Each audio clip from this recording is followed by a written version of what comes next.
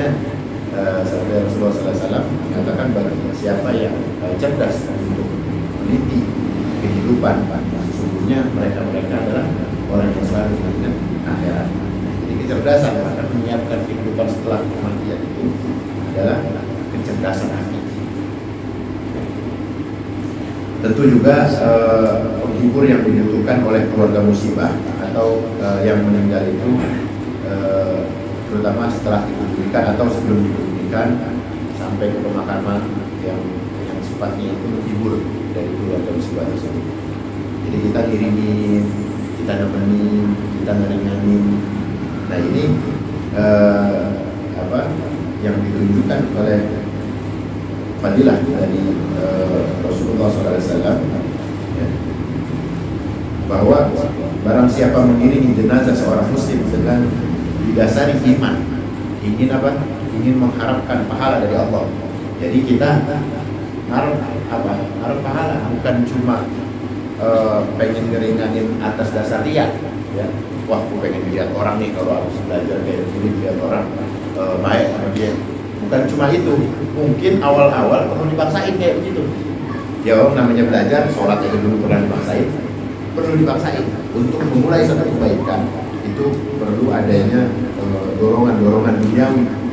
Emang begitu. Kalau kita meladeni anak kecil kan, ayo siapa yang sholat kasih 2.000. Mungkin waktu awal-awal kita melihat ingin bertakziah, ingin meringankan, harapannya itu mungkin ada unsur dunianya.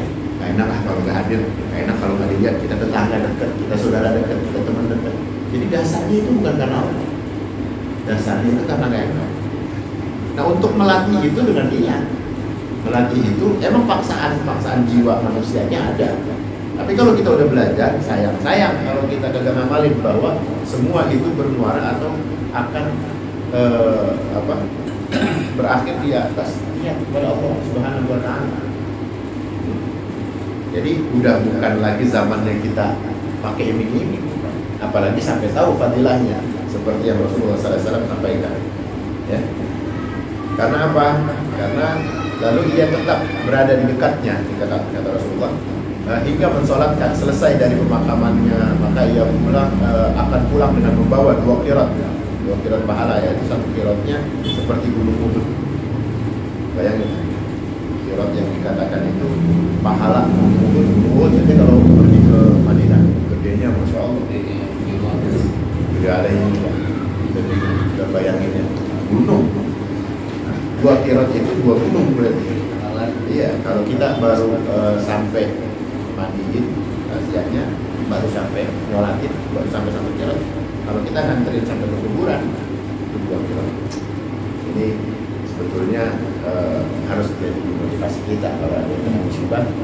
Nah, kita niatin lillahi ta'ala, bukan cuma karena gak enak, karena kerabat, karena satu organisasi, satu jamaah, bukan karena itu. Bukan cuma karena itu maksudnya. Jadi kita lebih kepada mardhatillah, wajhillah. Karena minimnya kita punya pahala, minimnya kita punya amal. Jadi dengan pelajaran itu kita tumpukan amal-amal kita ini untuk Allah, untuk minta keridhaan Allah.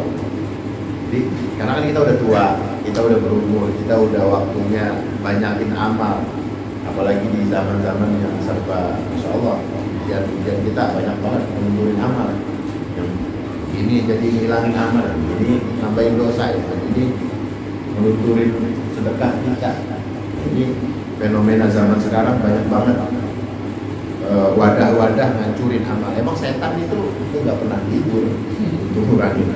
Makanya ada unsur-unsur bagaimana kita ketika bermajlis ini mengetahui ilmu hakikat bahwa yang diinginkan seorang muslim oleh Allah itu, yang diharapkan adalah bagaimana kita bertumbuh kepada Allah, hati kita selalu terpaut kepada Allah.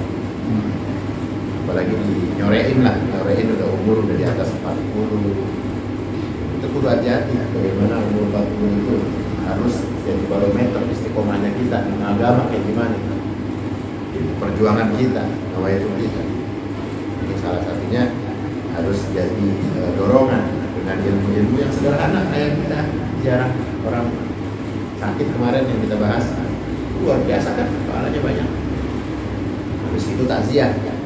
Karena kita nggak tahu lunturnya di mana, rontoknya di mana, bocornya di mana, kita punya amal kita nggak tahu. Jadi kita rajin-rajin waktu kita ngadain atau kita mengetahui ilmu-ilmu yang Allah bukakan pada malam hari ini atau pada kesempatan ini, maka kita bersyukur kepada Allah. Ini datangnya dari Allah. Kebaikan ini ingin Allah itu memberikan paham kepada kita. Hei fulan, antum ane kasih kesempatan mengetahui ilmu tambahan yang datang dariku, maka amalkan apa yang datang dariku dengan kemurnian iman.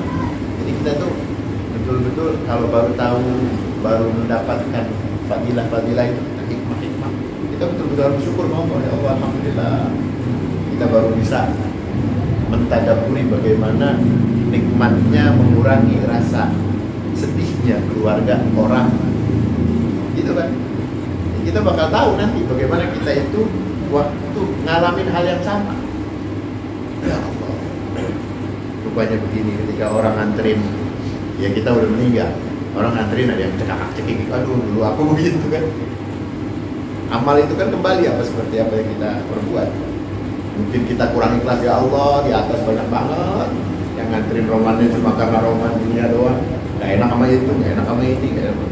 Mana ada orang-orang ini? Kita ngarepin waktu kita meninggal besok, ngarepin orang-orang ikhlas. Doa-doa orang ikhlas itu akan membuka ruang istijabah. Tapi kalau kagak ada, ya kita sedih doang.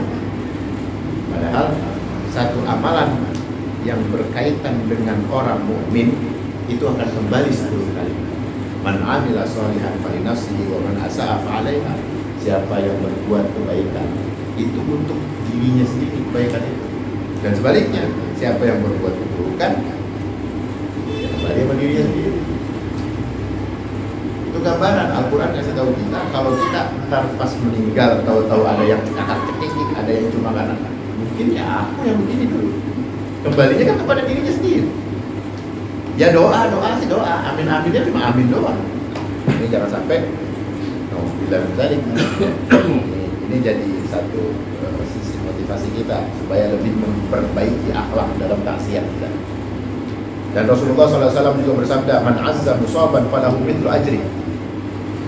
Artinya barang siapa yang bertakziah karena orang yang kepada orang yang tertimpa musibah, maka baginya pahala seperti pahala yang didapatkan orang tersebut. Nah, hadis riwayat At-Tirmizi, dia menyampaikan hadis itu baik, tapi ini marfu kecuali dari jalur Abi Asim rupanya. Jadi hikmahnya, ketika orang yang ditakziahi ini adalah orang baik-baik, orang majlis yang paham ilmu, yang dia nggak main-main, dia berusaha mentadabburi dari musibah yang dia dapat, dia berusaha bersabar, kan pahalanya gede. Kita ikut nimbrung, kita ikhlas karena Allah, kita ngeringanin jiwa dia yang sedang bersedih, kita mengikat tali silaturahim dengan pelukan erat dan ucapan-ucapan yang meringankan bebannya, pahalanya sama. Subhanallah. Apalagi dia guru, apalagi habaib, apalagi kiai-kiai. Ini habis ini bunyinya rebutan ini. Mau ada yang meninggal? Cari informasi, cari informasi untuk ngambil pahala yang meninggal. Iya. Nah ini sebetulnya jadi ilmu. Jadi jangan kita bikin malas, aduh kayaknya begini, kayaknya begini. Kecuali kesibukan yang sifatnya syar'i. Yang ini kaitannya sama yang lebih wajib.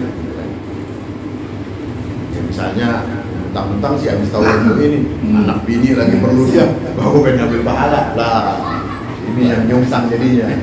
Ketika ke lapangan itu ada, ini yang harus dipahami.